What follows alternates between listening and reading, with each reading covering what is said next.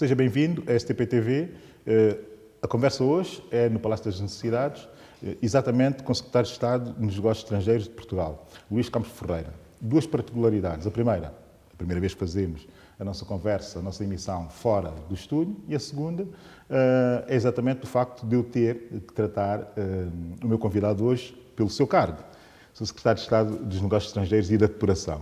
Obrigado por me receber aqui no seu gabinete. Tudo vai ter que ver, toda a entrevista, toda a conversa, sobretudo uma conversa, vai ter que ver com as relações de cooperação entre Portugal e São Tomé e Príncipe. Esse é o core principal da nossa conversa. Depois, enfim, faremos uma volta pela realidade da cooperação com os países africanos de expressão portuguesa, uma coisa muito mais rápida. Posto isto, esteve recentemente em São Tomé e Príncipe, o que é que achou da sua viagem? O que é que achou do país e da sua viagem? Pois, muito obrigado por terem vindo fora do estúdio fazer esta entrevista, e é com muito gosto que vos recebo aqui no Palácio das Necessidades. São Tomé e Príncipe é um dos países de língua portuguesa que mais tem cooperação portuguesa. Nós temos um programa indicativo de cooperação com São Tomé e Príncipe, em diversas áreas, mas principalmente na área da educação e também na área da saúde, muito intenso e também muito produtivo. E por isso a minha visita a São Tomé, que é a segunda desde que exerço estas funções, é sempre uma visita muito agradável. Primeiro, sou muito bem recebido.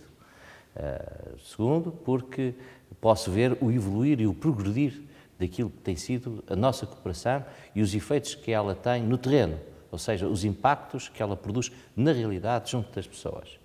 E depois porque permite-nos também, nessas avaliações, pensar no futuro e lançar novas ideias. E, resumidamente, e de uma forma muito simples, foi isso que aconteceu nesta visita que fiz a São Tomé. Efetivamente, eu acompanhei quase que diariamente a visita pelos mídias e retive, sobretudo, uma preocupação, enfim, que teve muito a ver com as suas declarações enquanto ela chegou ao meio de lá ter estado e depois ter-se vindo embora. Foi a insistência no facto de se ter que começar a repensar a cooperação e centrar-se a cooperação institucional, tradicional também, como ela é entendida, ou tem sido entendida até agora, para um enfoque muito mais empresarial, muito mais económico, se quisermos assim.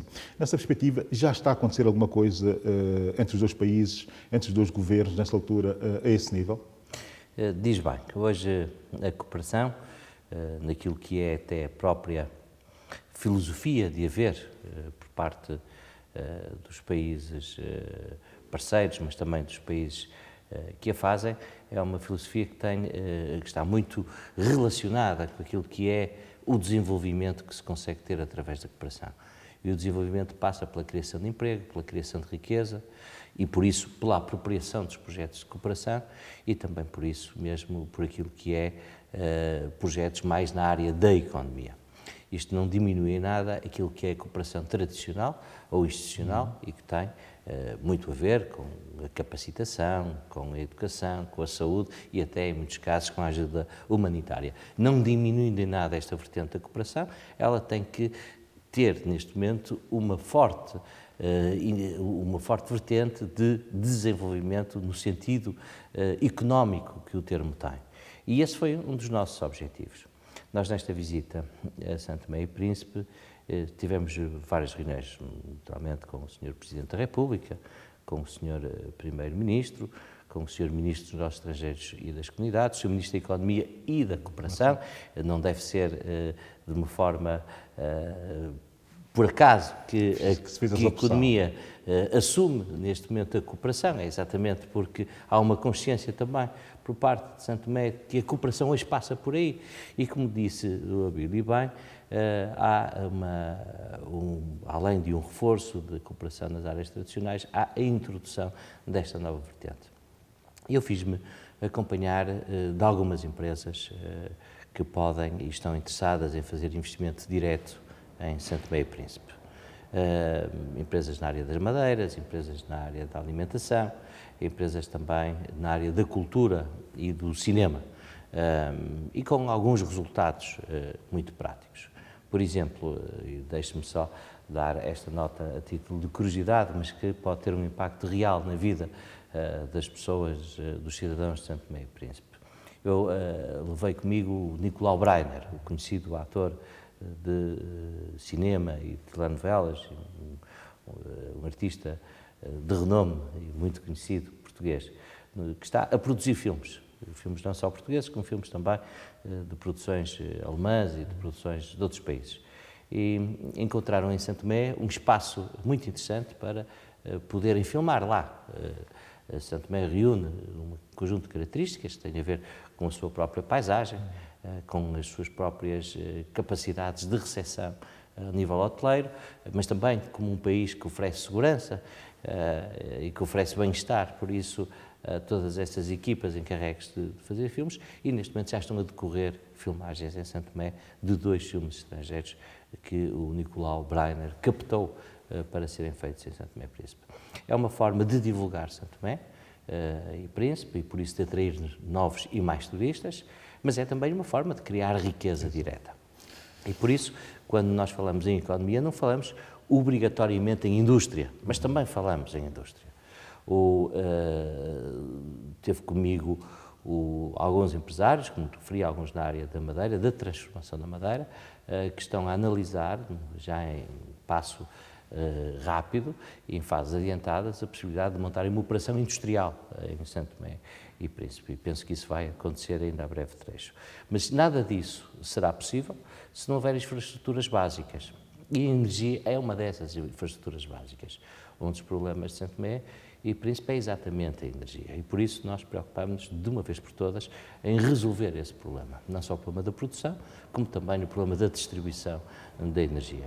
E por isso Portugal, através de uma linha direta de crédito ao Estado de Santo Tomé e Príncipe, proporcionou, facilitou que se pudesse fazer um acordo com a EFASEC, que tem agora um prazo relativamente reduzido, mas suficiente para poder fazer o trabalho nas devidas condições, de criar uma central, digamos assim, de produção de energia e também a respectiva rede de distribuição dessa energia, com uma cobertura já muito interessante na ilha de Santo Tomé.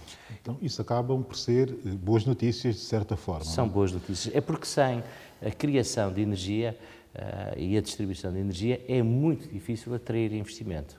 Essa é uma das primeiras perguntas que os senhores empresários fazem. Como é que é a energia? Como é que eu mantenho esta minha operação, seja ela comercial, seja ela cinematográfica, seja ela industrial? Como é que eu mantenho esta operação a funcionar do ponto de vista energético e a custos aceitáveis? E por isso nós entendemos que a casa devia ser começada a construir por aí. E era um projeto antigo, era um projeto que estava em análise e em estudo há bastante tempo, mas que não estava ainda resolvido. E a minha ida a Santo Tomé teve também esse objetivo, resolver de uma vez por todas esse projeto, e posso lhe dizer que o valor que era necessário, estamos a falar de um valor acima de 10 milhões de euros, e por isso que é preciso alocar, digamos assim, para que este projeto ganhe vida. Esta questão está resolvida por parte do Governo português, não só no Ministério das Finanças, como também pelo parecer que eu tenho que dar aqui no Ministério dos Negócios Estrangeiros. Isso, e por isso é uma boa notícia. Sim, é uma boa notícia, com certeza que é uma boa notícia.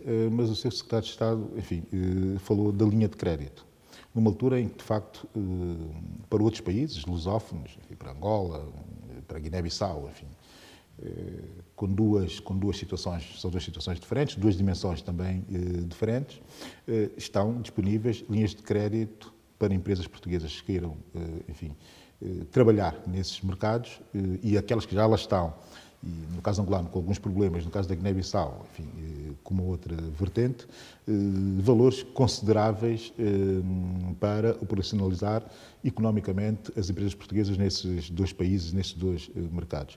Para São Tomé já se tem a noção do valor, da grandeza de valor para uma linha de crédito para empresas portuguesas que queiram, de facto, operar no mercado de São Tomense. Isso numa altura em que o Governo de São Tomense está a intensificar e a fazer uma série de roadshows e até de reformas no sentido de atrair, de facto, esse tipo de investimento. A ajuda portuguesa, enfim, para os são tomenses vai ser tão expectante quanto nós esperámos?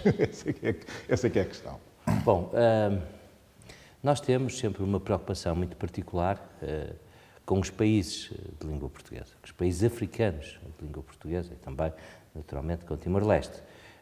Mas referiu algumas linhas de crédito que têm uma filosofia completamente distinta daquela que é uma linha de crédito que promova investimento direto. No caso da Guiné-Bissau, que é uma preocupação de todos os países, todos os lusófonos dessa todos os preocupação. lusófonos e todos os países de bem, em apoiar este regime e este governo, que é um governo que repousa a ordem constitucional.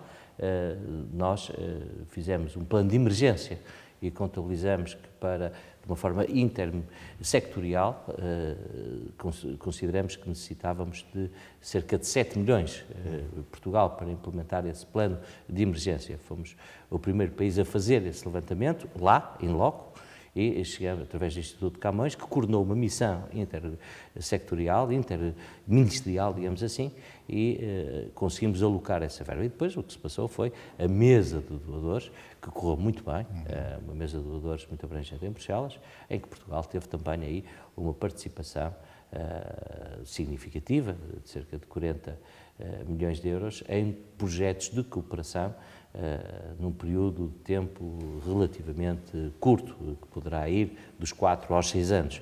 Bom, e por isso estamos a falar de linhas de crédito para projetos concretos. Relativamente a Angola, pois é uma situação completamente distinta. Nós criamos uma situação de apoio a empresas portuguesas que já estão a operar no mercado angolano. Como sabe, é um mercado muito importante para Portugal. Foi, até há bem pouco tempo, e provavelmente voltará a ser em pouco tempo, o nosso primeiro destino de exportação fora da Europa, por isso, onde temos uma comunidade portuguesa de cerca de 150 mil pessoas, onde temos quase 3 mil empresas portuguesas de direito angolano, onde temos 8 mil empresas, mais quase 8.500 empresas portuguesas a exportar para esse mercado, e o mercado esse que passa algum momento de dificuldade, pelos motivos conhecidos, da baixa do preço do barril, e nós criamos um mecanismo de apoio, não é bem uma linha de crédito às empresas que querem lá investir, mas um mecanismo de apoio às empresas que estão lá a operar e que, por isso, precisam de liquidez para poderem continuar essa sua operação. Bom, relativamente a Santo Tomé e Príncipe, e relativamente a Cabo Verde, nós temos apoiado Cabo Verde de forma significativa naquilo que é a criação de infraestruturas do país para poder desenvolver a economia na área agrícola, principalmente, com a criação de barragens, mas também aquilo que foi a construção do porto na ilha na cidade da Praia. E, por isso, são projetos e planos que visam, na realidade, a criação de infraestruturas de forma a que os países possam, em cima dessas infraestruturas, gerar riqueza e apropriarem-se das infraestruturas de forma a que a economia possa correr melhor sobre essas infraestruturas.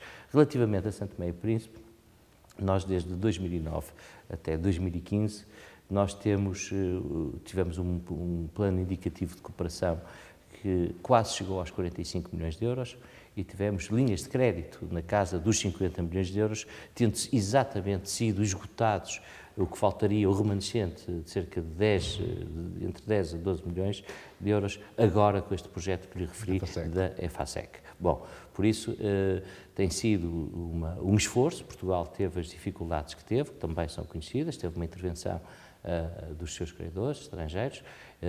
Estas linhas de crédito que Portugal tem e tinha com os seus países amigos e irmãos de língua portuguesa não eram muito bem recebidas por aquilo que era a Troika, e por isso Portugal, mesmo assim, nunca conseguiu manter os níveis de apoio e os níveis que tinha com estes países, de forma a que não baixasse os níveis de cooperação.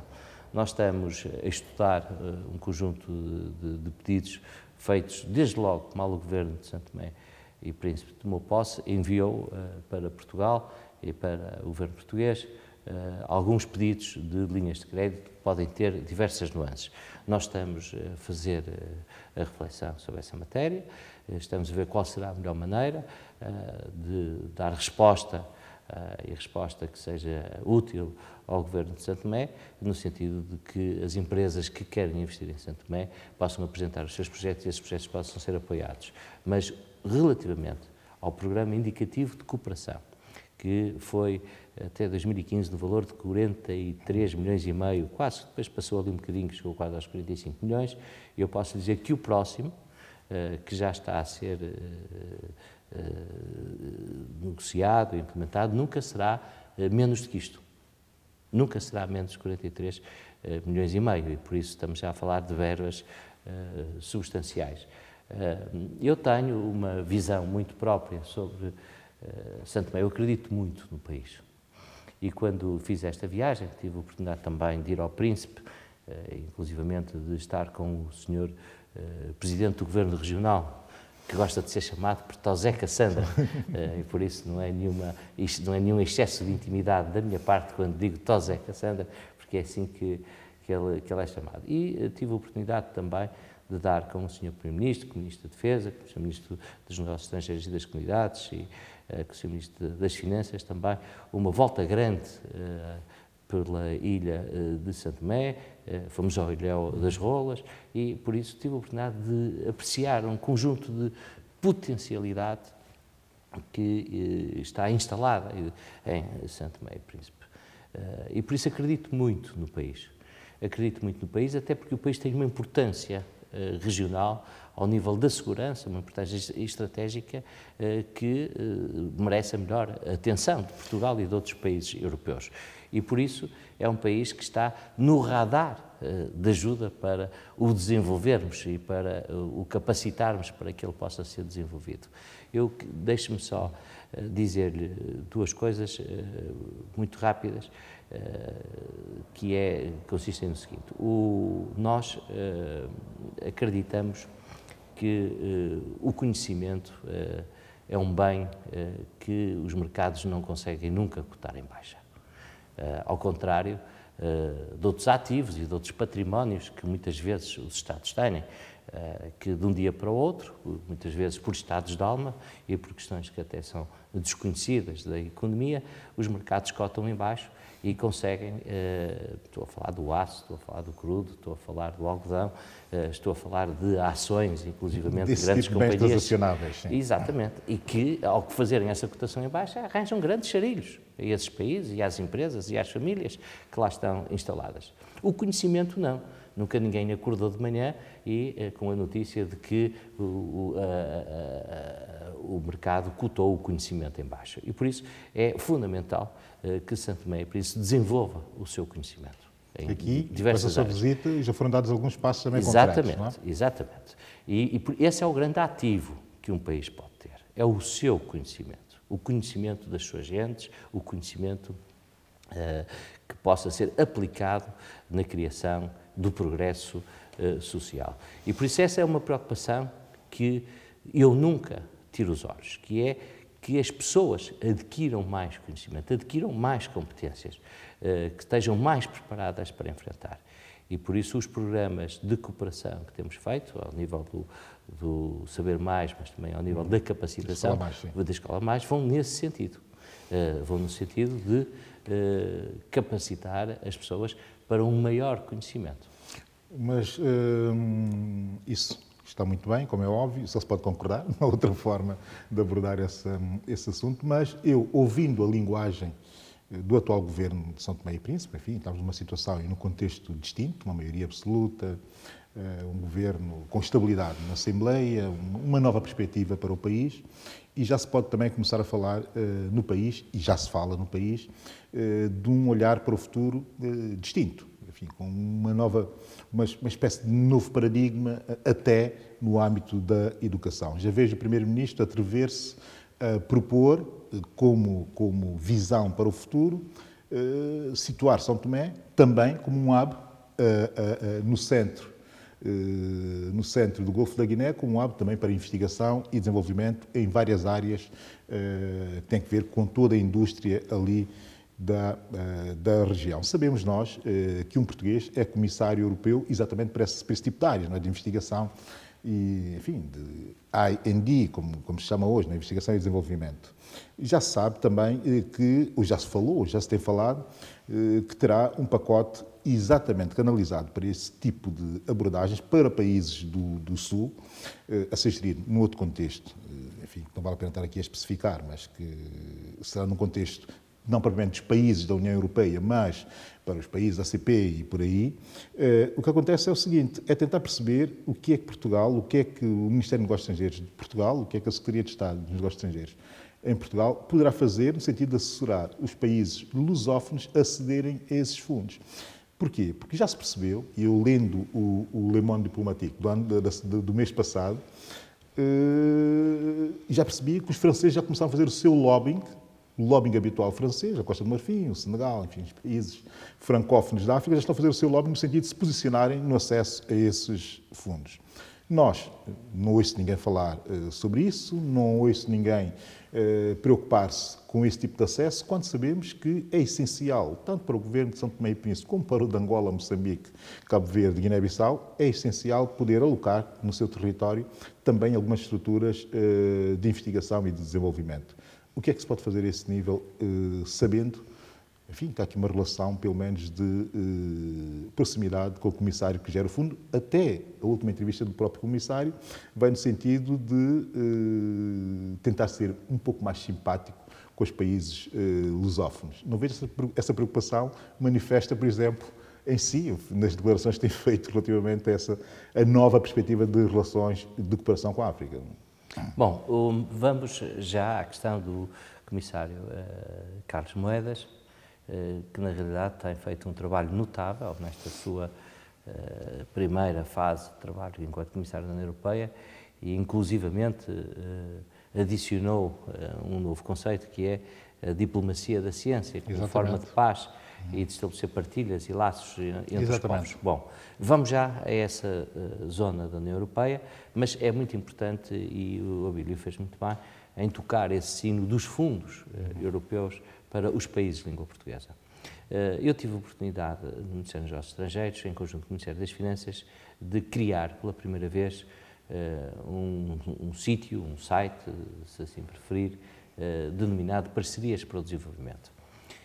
Nesse sítio estão de uma forma concentrada todos os fundos de cooperação para o desenvolvimento que existem na União Europeia, não só do FED, como também dos 7 bancos multilaterais. Não existia um sítio uma estrutura onde se pudesse aceder a este tipo de programas Exatamente, onde as empresas, as fundações, os municípios, as associações, os próprios governos, todos os atores e todos os agentes desta área pudessem, com um simples clique, saber onde é que estão a decorrer concursos, que concursos estão a decorrer, quais são os financiamentos que existem para esses concursos, quais são os parceiros que se podem encontrar para esses concursos, quais são os que já ganharam e onde podemos fazer subadjudicações, não só do FED, que, como sabe, no total tem 54 mil milhões, mas também nas linhas de financiamento dos 7 bancos curioso, isto do FED, eu vou interromper para dizer o seguinte, já fui dar uma olhada, tivemos a dar uma olhada sumária ainda ao site, tive conhecimento dele muito agora, praticamente, e São Tomé e Príncipe está muito reduzido, há 3 ou 4, 2 ou 3 programas, e todos no âmbito do Banco Mundial. O que é que se pode fazer para melhorar isso? Essa é a questão, é que há uma baixa execução, por isso eu acho a sua questão muito pertinente, porque a esse nível há uma baixa execução dos países de língua portuguesa que têm nesse bolo só, tirando os bancos multilaterais, só no 11º FED, ou seja, nos 54 mil milhões, têm cerca de 1,3 mil milhões. Os países de língua portuguesa é muito significativo e é pena que não haja níveis de execução tão interessantes quanto o dinheiro que está disponível. Para São Tomé, estamos a falar de uma verba de cerca de 30 milhões, não chega, mas estando muito perto. E por isso é preciso ter projetos. É preciso que esses projetos sejam apresentados à União Europeia, ao organismo que decide sobre eles.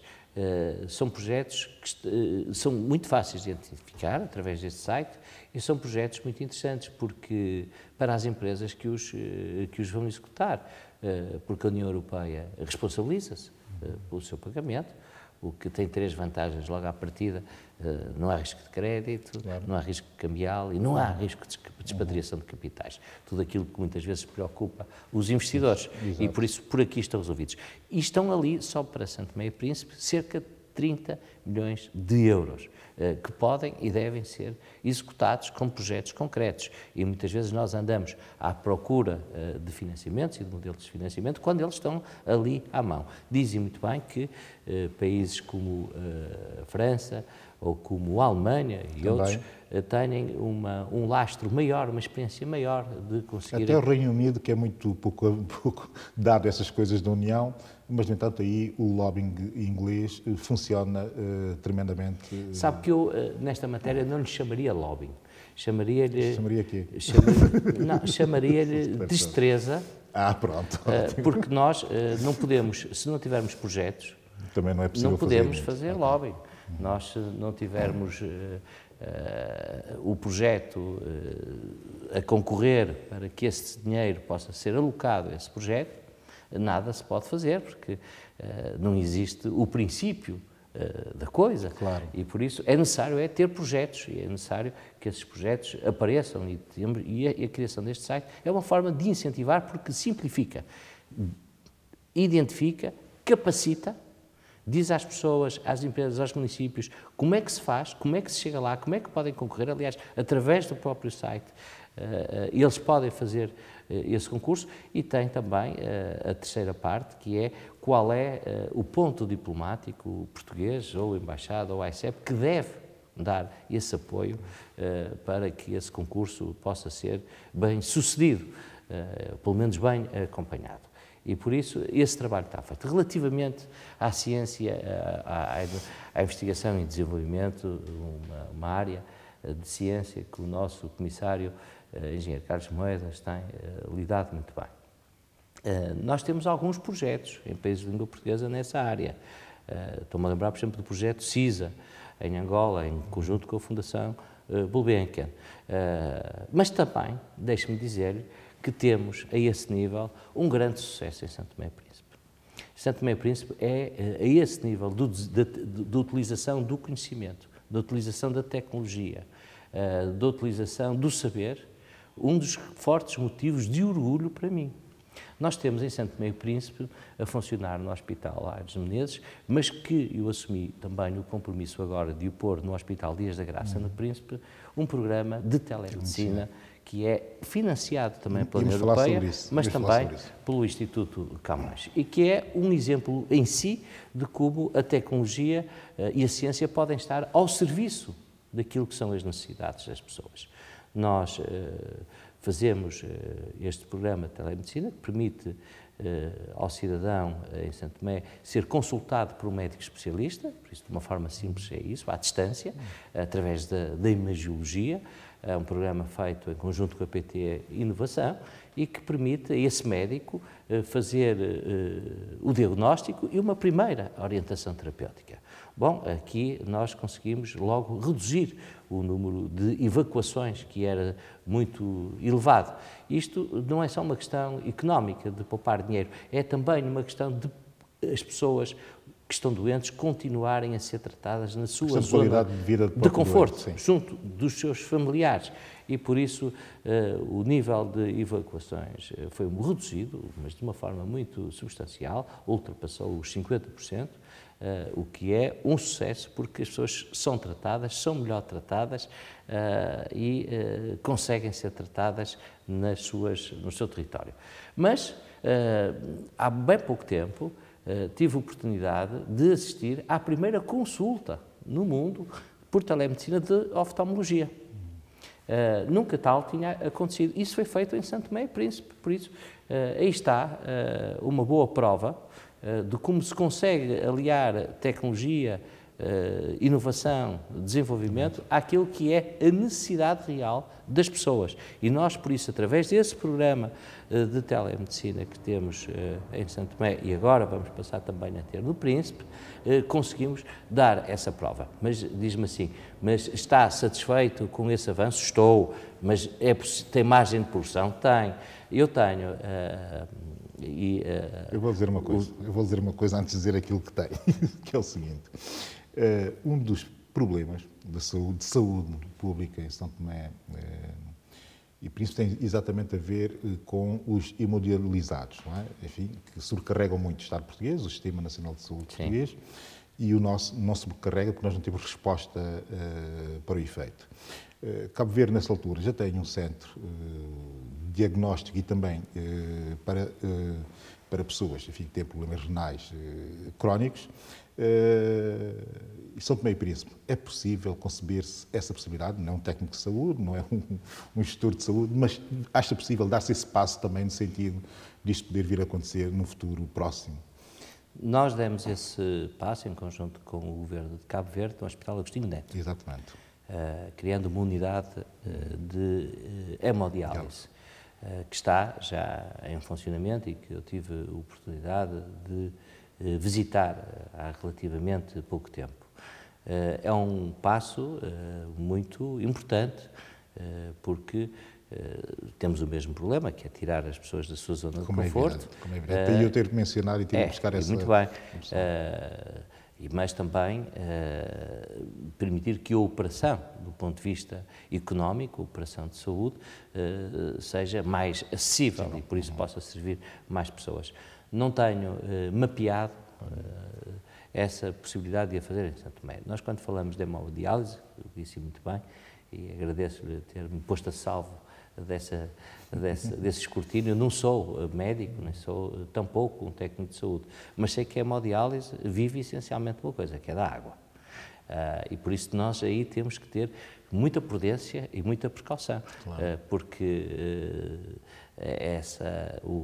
fazer essa operação, muito cuidadosa e temos que a fazer com toda a segurança, claro. Para o utente, para o doente, para o utilizador. E estamos a falar de água e de tratamento de água, porque a hemodiálise é essencialmente, ou é muito isso. Não tenho isso no radar, mas nós estamos naturalmente muito disponíveis para que, se isso for uma necessidade e se houver um modelo de resolução do conjunto de problemas que se põe, para replicarmos aquilo que fizemos no Hospital Agostinho Neto, em Cabo Verde. Mas deixe-me já agora dizer-lhe, porque gostava de... Eu tive que fazer essa interrupção, peço desculpas. Fez muito bem. Deixe-me só dizer-lhe que eu tive no sábado, no domingo de manhã, muito cedo, com o engenheiro Carlos Moedas, este domingo que passou, e por isso o nosso Abílio Prestes tem um dedo mindinho, que adivinha as coisas, exatamente... Eu não sabia, garanto. Mas houve uma fuga. Tive com ele, ele esteve em Lisboa, eu cheguei nessa altura, e antes de ele partir para a Jordânia, onde se encontra neste momento, tive com ele uma reunião muito interessante sobre o que podemos fazer na área da investigação e do desenvolvimento nos países de língua portuguesa. O engenheiro Carlos Moedas, naturalmente, é um grande amigo também dos países de língua portuguesa. Tem um orçamento muito interessante. Eu julgo que é um orçamento na casa dos 85 mil... Exatamente. 800 mil milhões, 85 bi, como agora se diz, 85 bi euros. E nós ficamos de ter uma reunião em Bruxelas, no sentido de encontrar os programas adequados e que encaixam bem no estádio em que os países se encontram. Estes programas de investigação e desenvolvimento são programas que precisam de duas coisas, mas se não tiverem as duas, precisam de pelo menos uma. Precisam de universidades e de empresas. e de uma partilha boa do conhecimento entre as universidades e as empresas, naturalmente debaixo de um chapéu, de um guarda-chuva governamental, claro, e de institutos que promovam, claro, incentivem e dirijam, de certa forma, aquilo que são os objetivos dessa investigação. Mas é necessário fazê-lo em compromisso com as universidades e também com as empresas. Por isso, devem ser adequados ao estádio em que está o país, porque não devemos ter programas de investigação na área da ciência desconchavados daquilo que é a realidade do país, sob pena, claro, da realidade do país nada usufruir desses programas e desses programas falharem porque não têm nenhuma aderência à realidade. E, por isso, cada caso é um caso, mesmo nos países de língua portuguesa, por vários motivos. Pelas características, pelos seus caldos de cultura, pelas suas localizações geográficas, por aquilo que podem ou não produzir do ponto de vista agrícola.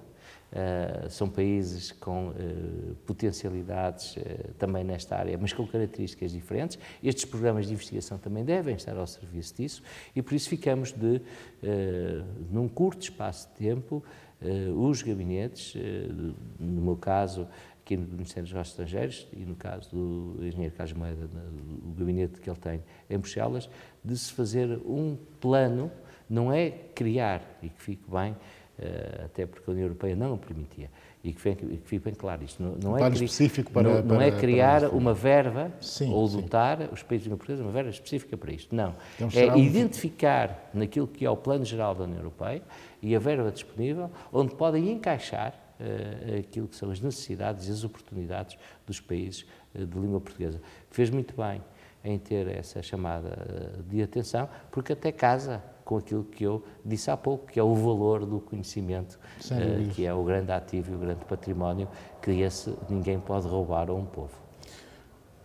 Sr. Secretário de Estado, agradeço, já não tomo mais tempo, agradeço-lhe o tempo que nos concedeu, e sobretudo os esclarecimentos e as novidades que trouxe para essa nossa conversa. A ver se nos encontramos por ano, daqui a 2 anos em São Tomé e Príncipe. Enfim, teria todo o gosto em estar consigo, enfim, na Cacau ou no Ilha de Rolas, para falarmos um pouco mais sobre São Tomé e Príncipe e outras variáveis que não foram aqui faladas, sobretudo a parte da cultura, que também interessaria bastante desenvolver. O Prémio Marcelo da Veiga, por exemplo, que foi instituído, um prémio literário, e que foi instituído.